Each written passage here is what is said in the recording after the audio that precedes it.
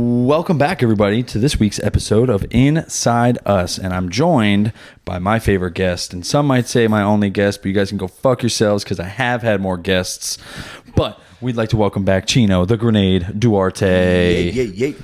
If you guys don't know, he's got a fight coming up July 17th. Let's go, baby. Same spot. It's in Myrtle Beach, right? It's in Myrtle Beach, but not the same spot. We're actually going to the convention center, baby. Hell yeah. We're moving up. Moving up. So that's good. So that means Ultimate Battlegrounds, they're getting a little bit more equity, a little bit more money, some more production stuff. What can we expect?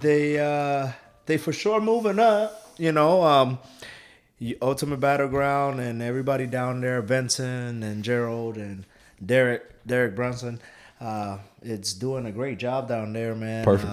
Coming up a long ways. I guess my last fight with it was a little ratchet. It was that wild. I can't.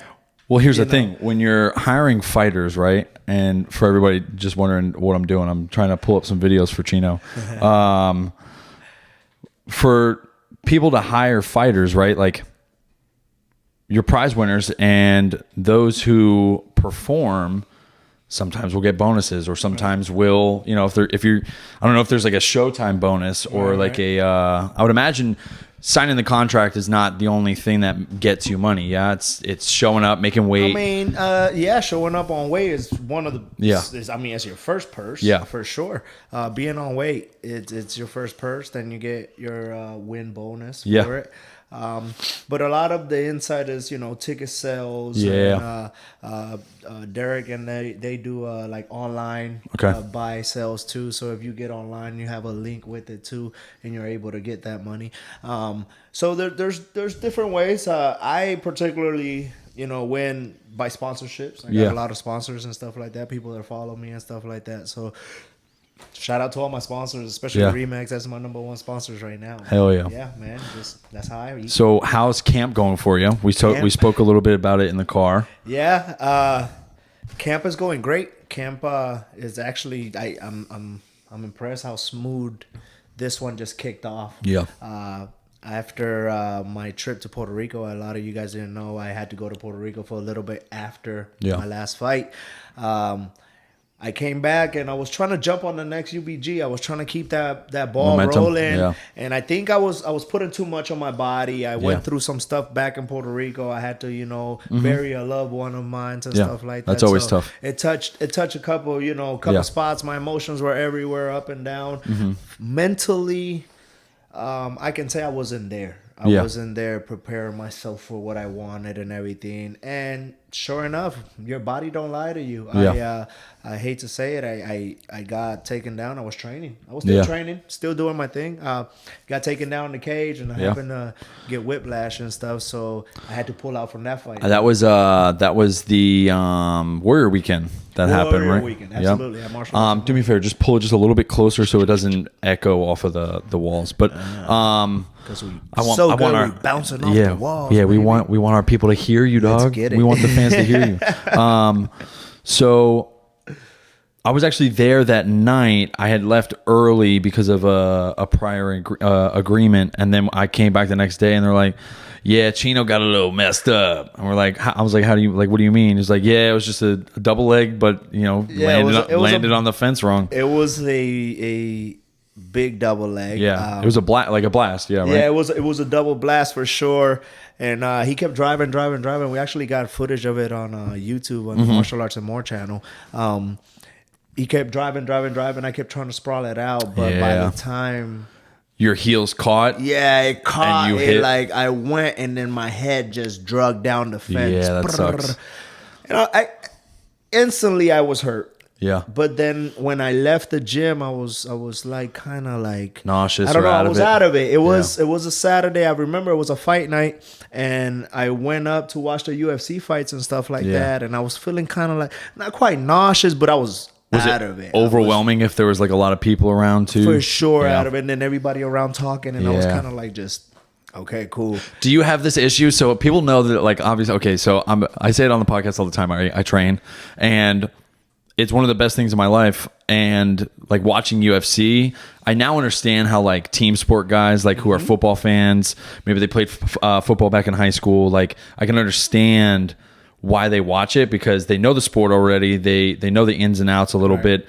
So when you're like watching UFC in a public manner, is everybody like, yo, what are you doing, bro? Like, what are you like? How would you handle this? Do you get that often? I get those questions a lot. I get them all the time, especially if I'm in a room where I'm minority and everybody's like, oh, he's a fighter. A fight or something happens to come up. I get those questions asked to me all the time. Would imagine. But do you get annoyed at it? Do you get annoyed at it? Like you just want to enjoy the fights? Not quite, because a lot of it sometimes, you know, I'm into it. I'm so deep in love with it that I it just natural, it just comes out, and I'm just sitting there, you know. I find myself more explaining the rules for like odd situations, like disqualifications, right? Gotcha. Like because like one championship, me and Jim were talking about this. Eddie Alvarez just had that like weird DQ where the dude was like turning into the punches. Correct. So like he was trying to hit his ear, but because the dude turned, they get him on the back of the head, which got overturned. Yeah, it did get overturned, which is insane. If anybody had, so if you don't know like martial arts or at least like MMA in a public forum, getting a decision overturned is damn near impossible. I would say there's probably only like 5 or 6 cases where it gets overturned. It's pretty tough, I will say, because you gotta have your cards right. Yeah, and you gotta have your people and your connections. And especially, point. I would imagine it doesn't even happen in the amateur like areas. It's just like no one's. I don't want to say professional enough, but like amateur, you're pretty much screwed. If something like that happens, amateur, you're pretty much done. You're walking away with a concussion and a check. Yeah, and you're done. And you're done. Not even a check, because amateurs out here ain't getting paid. So you're just going out there to put your name on, and let's say that happens. That's crazy. You're screwed. You're so done. The most money you'll make like in the amateur is like through sponsorship. Ticket sales. Because a lot of people, I mean, you'll get your sponsor, you get your businesses that trust you, and you know, if you got those people, that they'll come on board and they'll shoot you 100 here and 100 there. That's not quite like, you know, a sponsor, a solid sponsor, like being sponsored like by Venom or like, you know, it's good. It's good because it comes long ways, man. $20 can go very far. So I mean, fighting is not cheap. I came up at the ramen days. Yeah, right. Cup noodles, slamming them on the ground, crushing them. But hey, we're there. So back to the like overall parties. I would imagine after the headache, right? You heal up a little bit. You're back into training, and then now you're searching for the fight. How does this one come across your desk? Were you just like, I'll eat anybody's lunch, or not quite? I've been trying to get a fight ever since my neck got hurt and all that stuff. I was like, oh, I'm not done. Yeah, I'm not done. I'm gonna fight again. I'm trying to get back in there as soon as possible. As soon as my body starts giving, you know, the feedback, I'm coming in. And all of a sudden, the UBG8 was supposed to happen before the July 17 card, and they had another one coming up in June, and I don't know what happened with that card, that I was kind of like, well, I'm gonna skip June. I'm gonna get my neck a little bit, you know, heal up, make sure I'm going to physical therapy and all the other stuff. And July, I'm ready, and I knew that number or date what's up there. So I was like, that's the date. That's the date. And in my mind, I already started training for it. Training for it. That's probably why this was so smooth. Opponent or no opponent, I was still training for that day. Like, I'm coming back July 17th. And all of a sudden, I get a inbox from Derek Brunson himself, and he reached out. Hey, man, we want you back. We want to make sure that when can we make this happen? Yeah, when can we make it happen? This and that. And I was like, hey, I know you have July, so what's up? Put me on. I'm down. And you know, here we are. It's business, you know. I'm gonna take a seller, and I come to put on a show. We come to fight, so let's get it. I know, I'm super excited. I can't wait. I might even get the same Airbnb. That would be nice. She complained about like bottles being everywhere. I was like, yo, it's a fucking Airbnb. What am I supposed to do? There's no trash. You're in a hotel. trash Like, can. There was what the fuck am I supposed to do? Dog? Nice place. Don't sit here and complain on me, like shit on me for being. She tried saying I was a shitty host. I was like, you should have been there last night. That shit was lit. No, but I'm super excited about it. That night, I appreciate you for that night. No, that was dude, awesome. that was your night. After party was on point. It was fun. So did Tom was Tom reached out, or did you kind of slid him to Derek? You're like, yo, Tom, guess what? With Tom was kind of like it was a tricky scenario because Tom been training with me for quite a bit now. Yeah. I would say 2 years now. It's been around there, ballpark. Yeah. He's been with me for a minute. Yeah. And he comes in, get the training sessions in. My last camp with Justin. Yeah. He was helping. He out was a lot. part of it. Yeah. At the end of SpongeBob, right before I got that last title for the pro shot. Yeah. He was part of it.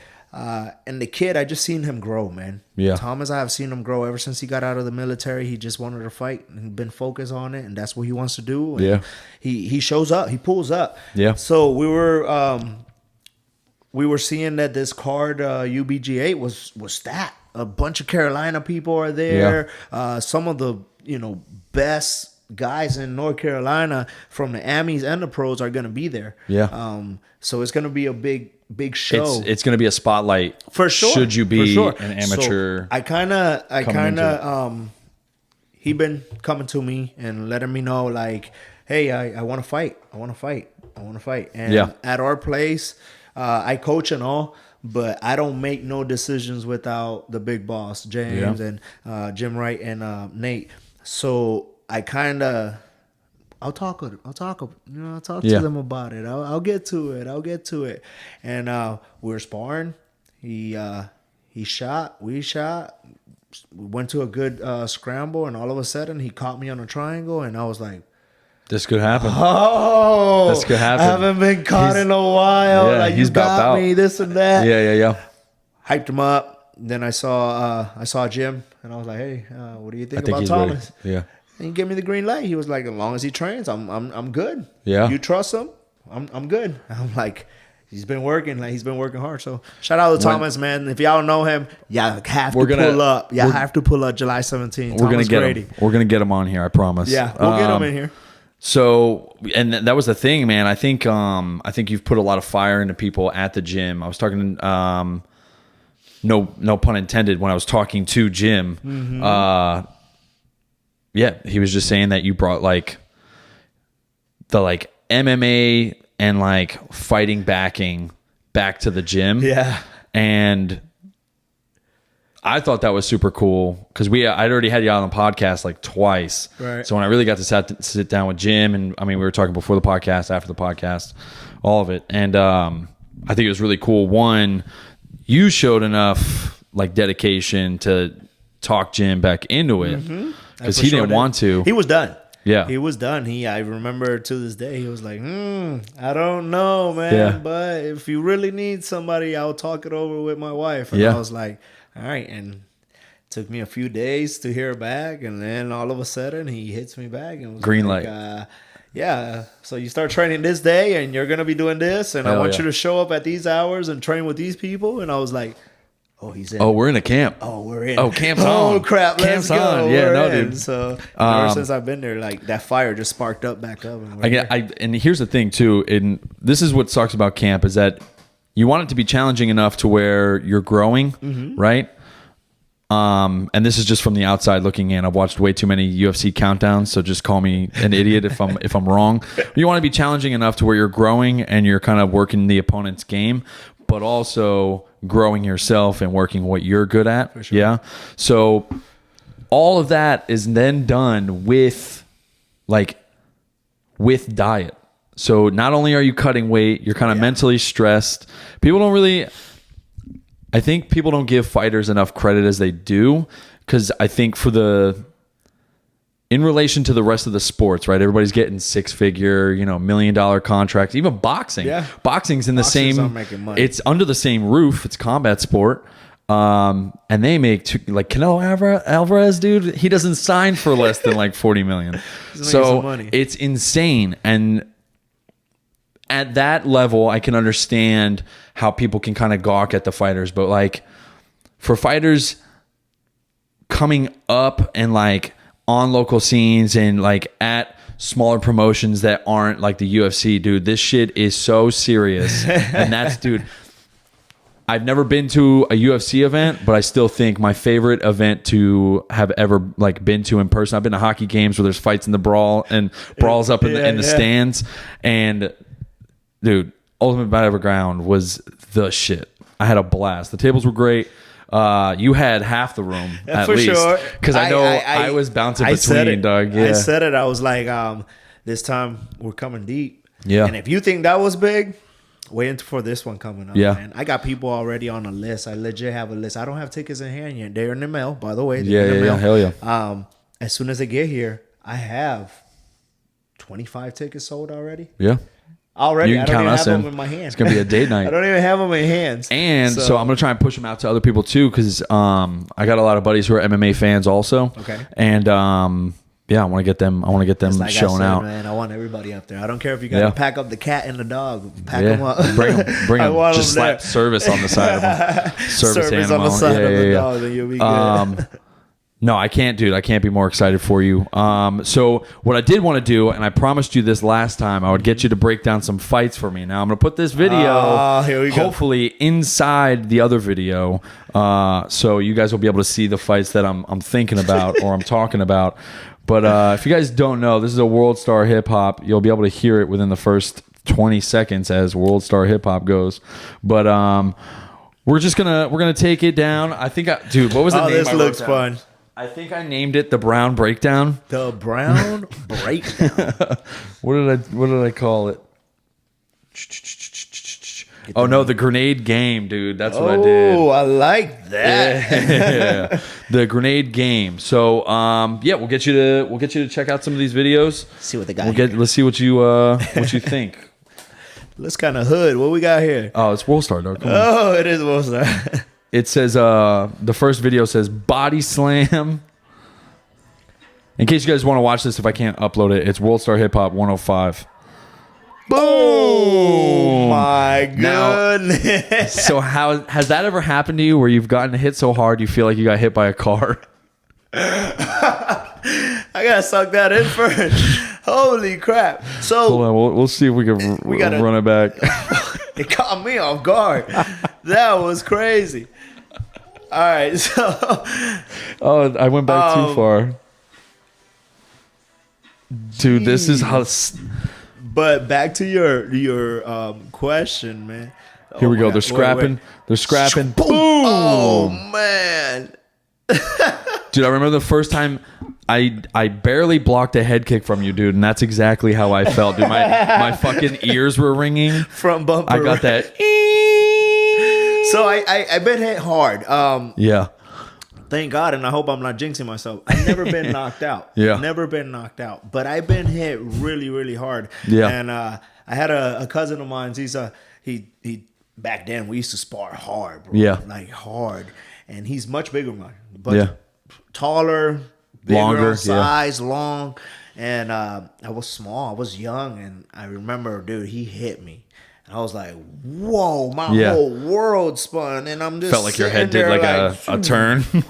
And then he tells me himself, dude, I hit you so hard, you could take a freaking shot. And I was like, bro, you hit me like a Mack truck. I felt like a truck just landed right in my face. That's when you hit him with, I only got a few more now, thanks. I can't take many just of those, those, bro. Years off your life. But that was crazy. If y'all that's haven't fucking seen this insane. video, I gotta check that out. So for everybody watching, if I can't upload it without getting the rights to the video pulled down, two women are scrapping in the middle of a street. Holy and then out of nowhere, a Kia like box car just comes and rips into them. And sent her And flying, both of them. Hit both of them. That's crazy. That's a miss. This is my biggest fear, this one. Not being jumped by like three white dudes with backwards hats, but like, you ever have those dreams where you're about to fight somebody, right? But every shot in your dream is or it's missing, and you're just wolfing, dude. It's my biggest fear, and I hope I don't live it into anxiety, like live it into reality one day. That shit's insane. Everybody misses shots, by the way. Of Happens. course. Just don't look silly missing shots. Were they on the McDonald's? Where else? Oh, we get strapped in the McDonald's. Oh, here we go. Okay, this is fun. Oh my God. Oh, my man spun with no technique. No, I think that was his elbow or his forearm, like mid forearm hit him. I don't even think he knows what happened. This one says two lesbians Atlanta fight. McDonald's. What if they're not even lesbian? Here we go. Look at this thing. Yeah. Oh. He almost missed, dude. Homeboy ducked and he almost missed. He like glanced it off of his head. That was like the Curtis Blades kick. I forget which UFC it was, but it like glanced off somebody's head. Holy crap. That was crazy. Okay.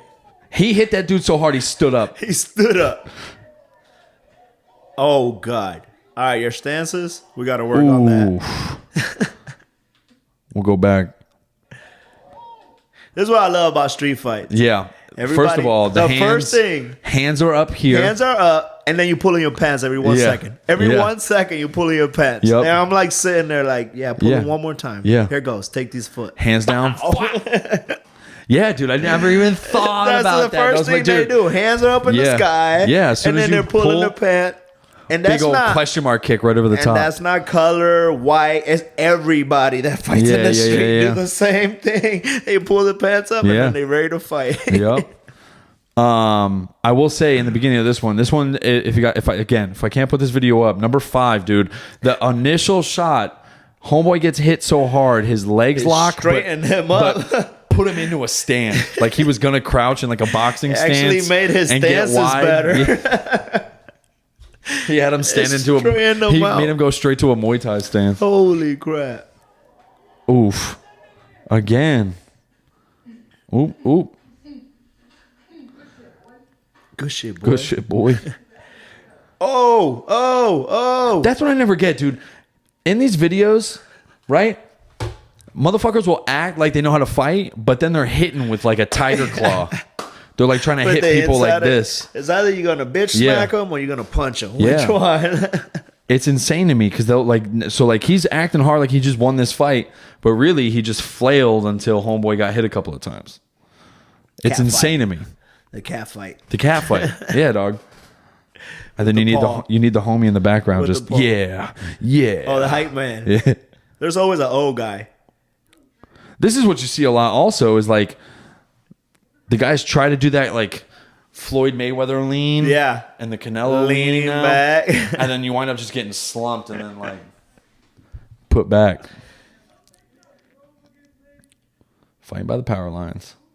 Oh yeah. Yeah. Look like two roosters just locking up. It's like roosters, the Mexican cockfight. Mexican cockfight. Yeah. That's 20 seconds. At least there's a ref. You passed, man. You passed. Yeah. You hear.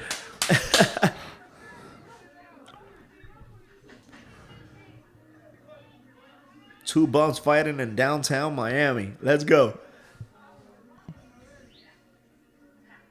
Somebody's about to get the shit smacked out of him. Oh, that's all you got? Homeboy on the right's like, I don't want to fight, dog. I don't want to do nothing. I don't want to do it. Stop. Uh-oh. Stop. Oh, he touched him one time. That was a turn of events, dude. I thought the guy with the hat was going to get the shit slapped out of him. He touched him one time and send him away. He's got that Ben Askren chin. Send him on his way. That's got to be in like Miami somewhere. That was crazy. South Central. Oh, my God.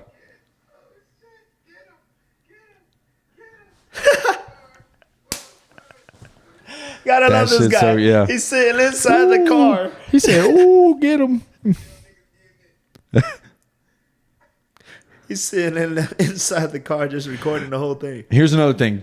All right, so you've been in street fights, right? Plenty of them. Do you believe in street mercy, right? The biggest, I think, pet peeve I have, right, is when guys get slept, right? And then out of nowhere, not even out of nowhere, they get slept, and then like 8 of his buddies will start stomping on the fucking cold body. Yeah. Like if somebody's already out, to me, done. It's done. Me personally, I can't. Oh, geez. It depends how bad the scenario was. Yeah.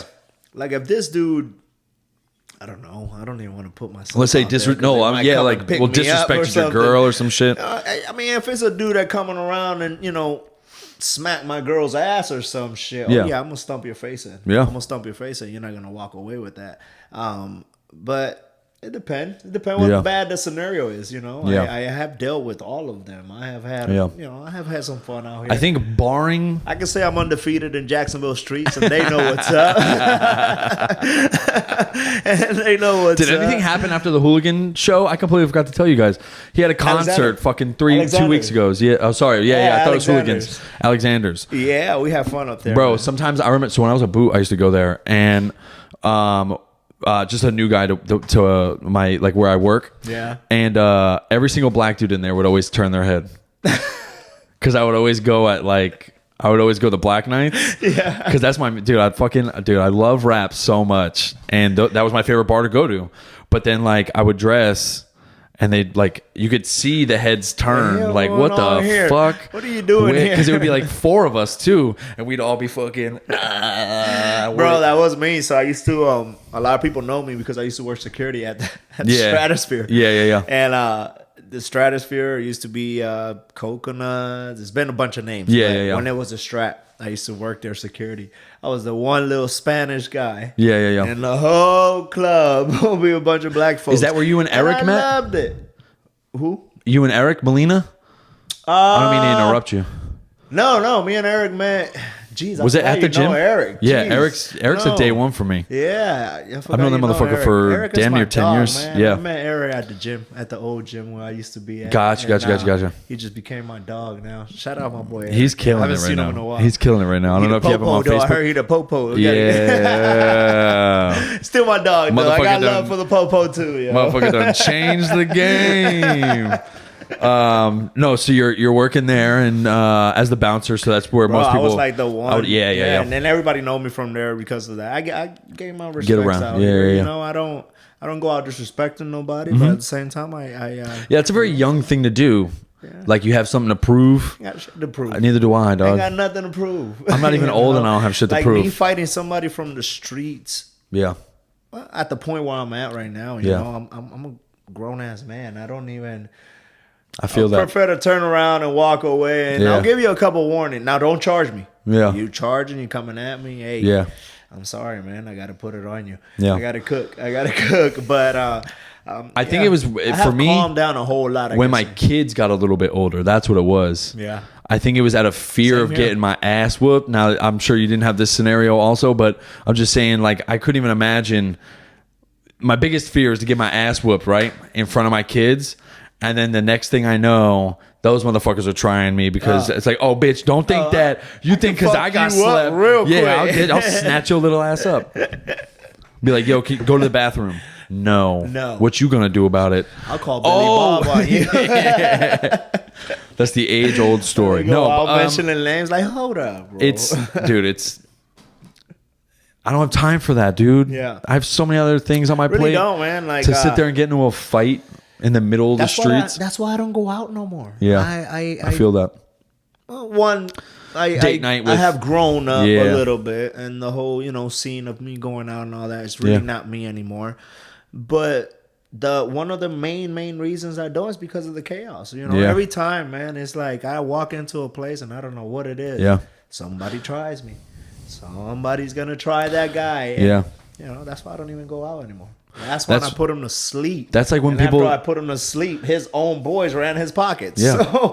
I'm trying to be a stand-up comedian, right? And some of the first things that people say, like my friends will be out. He's trying to be a stand-up comedian. He's super funny. Well, obviously, what's that going to do? Everybody's like, oh, tell us a joke, bitch. I'm trying to relax. Get out of here. Get out of here. I don't want to fucking tell you a joke.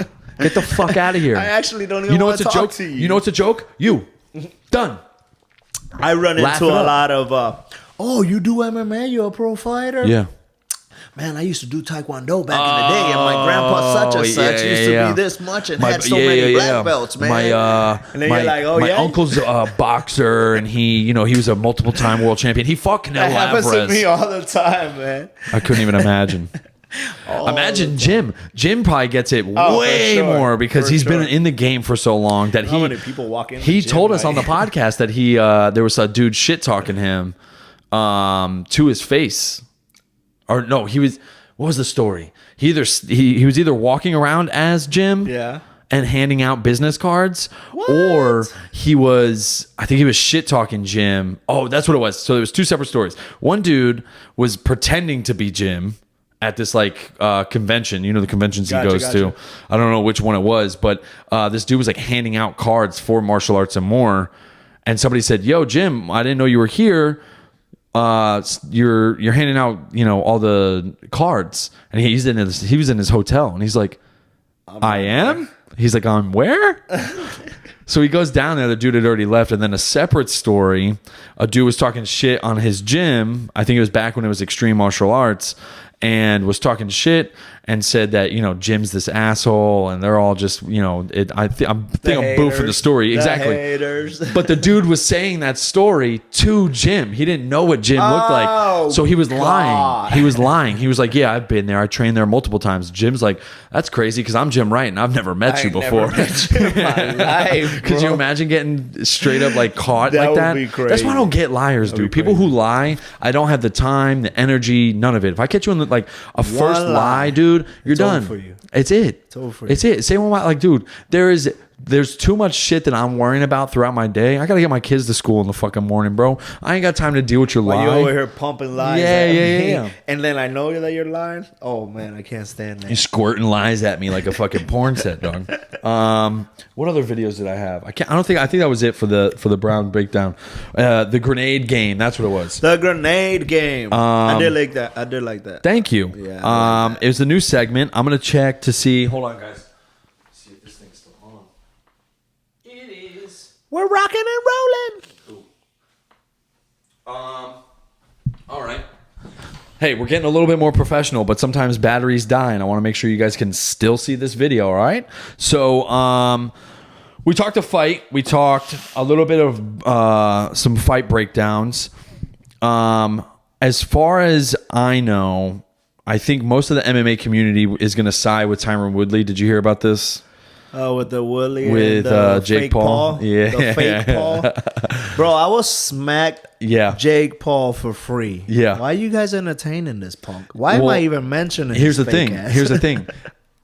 Somehow Jake has achieved the Mayweather effect. You know how Mayweather, everybody wanted him to lose, so they tuned in to watch him lose. Of course. Meanwhile, he is scraping millions off of the table. And people keep feeding. It's exactly that. And you get Ariel Helwani like trying to do interviews with him and let him shit talk. I get it. It's all part of the system. But I honestly think, all right, hear me out. Worst case scenario, let's say Woodley gets knocked out. I don't see it, but let's say. It's at 190. Hear me out. Woodley doesn't want to show up. 190 with them big old hammers. Maybe he's smoking a little weed the night before. He got to take the paycheck. I'm sure he'll take the paycheck in order to get knocked out. Yeah, man. They're all taking the paycheck. If you want to put $1 million up there, hey, Jake, call me, bro. I'll get knocked out for $1 million. Real quick. Let's go. How far you want me to put the chin? It's like Creed. Have you seen Creed when he gets knocked down in the first one? Right. I'm saying worst case scenario, dude, if Woodley gets knocked out or maybe it's like a bad liver shot, there it is to the moon for this motherfucker. Like there is absolutely no way Jake Paul's stock doesn't go up. I don't know, man. I hate to say, but it's facts. It's gonna happen. You know what I'm saying? I'm not disagreeing. I'm just trying to play devil's advocate here. I think Woodley's gonna knock his fucking head. I would love to see off, that. I would love to see that. I really. But think of how much shit it would stir up. If that shit happens, bro, I'm like, whoa. You gotta check yourself. Like, you're looking at your hands, going, "Wait, can I, bro? Could I do it? I've been doing this for so long, and here comes this little YouTube punk." Man, what the heck? What do I have to do? And here's the thing too, like Woodley's last couple losses, they were he had the first one that started the losing streak, I think was a submission, and then the rest were all either TKOs or Got beat down. decisions, right? That's how he got his. But Now, do you chalk that up to him kind of being checked out and was kind of trying to chase the rap career? Yeah, it's a blueprint. Yeah. It's a blueprint. Once people figure you out and they have that blueprint, they know how to beat you. Yeah. You can't be a one-trick pony in this game. And we all know that he was a solid wrestler with a mean overhand. Yeah. Solid wrestler with a mean overhand. And as long as that overhand didn't land, I'm okay. As long as he can't take me down, I'm okay. I was just listening to the Joe Rogan podcast with, he just had John Danaher. Yeah. He's Ryan Gordon's coach. Okay. He was GSP's coach when he was still fighting. And it was essentially, I got it from what I said to you before, is like a lot of people's camps, if you're not growing, dude, you become stagnant. It's like a comedian. Like, imagine if a comedian that you like Kevin Hart or I don't know if you know who Joe Coy is, right? Imagine if they're putting out all this material, right? And then one year it just stops, right? And then the next time it's a different show, but they're still telling the same jokes. Could you imagine if Kevin Hart came out and did that? But for some reason, like sometimes that happens in the UFC and guys just like they rely on the heavy hand. They rely on, the sprawl and brawl has gotten me through it till now. And then when they start reaching those higher numbers, high level numbers. Look at Conor. Look what happened to Conor. Yep. One trick pony. Dude, I was on Conor. If I can land his left hand, I can knock him the fuck out. I'm on Conor's nuts. Dude, there was no bigger fight to me. To me, Khabib, cool. I get it. Khabib got him down. Beat him by weathering him down. A wrestler. Dustin, though, was so heartbreaking. I think we said we talked about it because I think you were on and the fight had happened. Yeah. It was so heartbreaking because it was a TKO. That was his lane. I can't wait for this next one though. I can't wait either. It's completely up in the air. Hey, it's completely up in the air because if you think Dustin's gonna rest on his, you think Dustin's coming? I got Dustin. He owes him, bro. Yeah. And if Dustin got that street mentality and this motherfucker owe me his money, do you think they go I'm coming to get that money? You think they go title shot after this? The winner of this goes title shot? They should. How nasty was that win? Should. Dude? I think that. How crazy was that? I think Charles Oliveira. What's his name? That Chandler dude. He should have never got that chance. Yeah. I think that chance should have. He jumped the line. Yeah, for sure. Yeah, he jumped the line. The line. Yeah. That motherfucker cut it right through it. He didn't jump no line. I think here's the thing too: is with the Dan Hooker knockout that wasn't impressive. I wouldn't say that it wasn't impressive. That wasn't technical. That was a brawl, and he just landed that one shot. There was nothing it would have been no different. I think the backflip that he did off the cage and was crazier than a knockout. Yeah, was crazier than a knockout. I'll be honest with you. I mean, we all see people getting knocked out. Was Tony Oliveira after that, or no? Was that Tony Gaethje? Tony Gaethje was after that because I thought whoever was after that was supposed to get the title shot. Right. But then that leaves to Justin Gaethje. So who does Gaethje fight now? Because Gaethje, I think it should have been either Dustin, Gaethje, Oliveira that won it, and what's his name? Ferguson. Yeah. 55s. Yeah. I think between all those four fighters, they should have picked somebody out. And put it up. Honestly, you know what I don't get? Gaethje. Chandler has been saying like I'll fight everybody. And I get it. Why is he not going to sign for the championship? Like, if I was offered the championship fight, hell yeah, I'm going to take the fucking fight. Absolutely. So I just don't understand how the UFC didn't start him down with give him a Tony Ferguson fight, give him a Justin Gaethje fight. Like, start lower down and build his resume. Because what happens if he knocks Justin Gaethje out? Gaethje gave the most, in my eyes. It's between Gaethje and McGregor gave the most problems to Khabib. Yeah. Justin Gaethje's like leg kicks were insane. McGregor got up like 3, 4, 5 times. Gaethje gave him a better fight than McGregor though. Honestly. Valid, but it's got to be between those two. Ferguson sure as fuck didn't. I mean, yeah, he blew that shit. Do you think he never got the chance? Do you think Ferguson's on his way out? For sure. You think retirement's in the future? There's a few already that I'm like. You know what I really hate to see though is like him go to like bare knuckle boxing. That man's got like too many concussions. Like there's no way. Plus, there's like he's too much. He depends too much on his wrestling too. Yeah. So if he got to go and do the wild. Well, I think also he was the wild card for so long, and he was so used to getting hit. I think that it's just eventually caught back up to him. Yeah.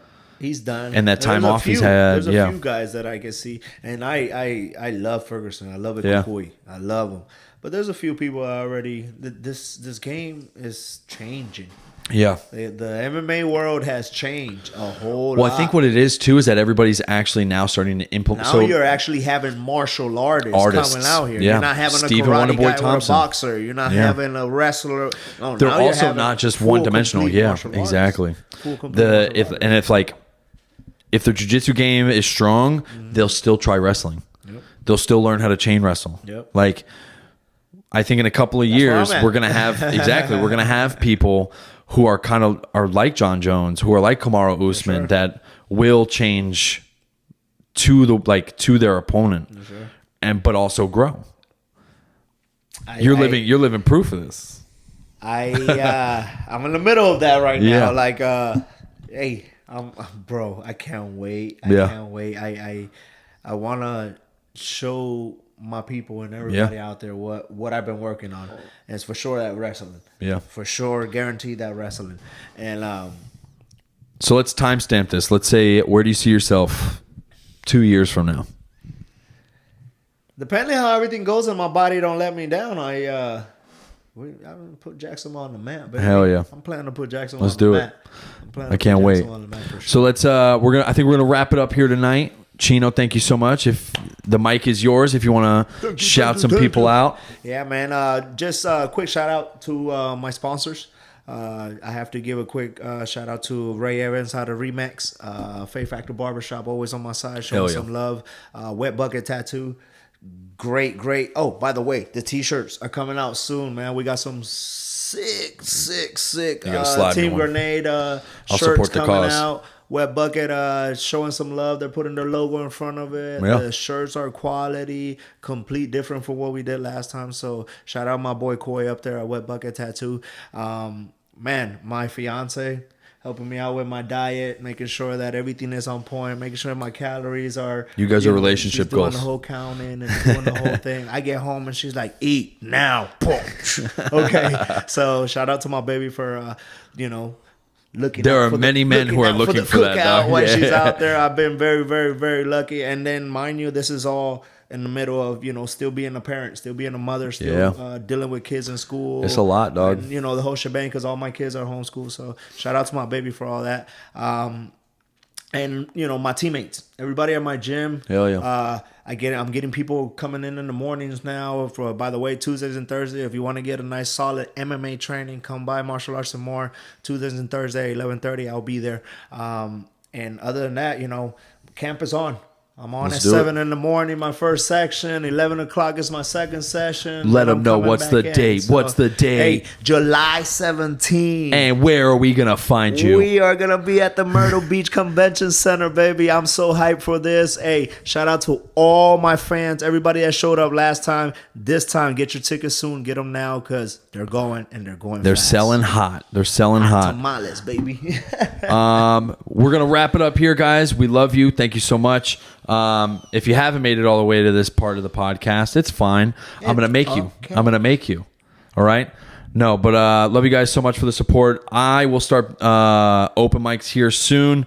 It was supposed to open up June 1st, and today is June 2nd. So this Thursday, you should be able to see me at the Dead Crow Comedy Club, Wilmington, North Carolina. Please show out and show some support to your unfunny friend. But love you guys. Thank you so much. We're out.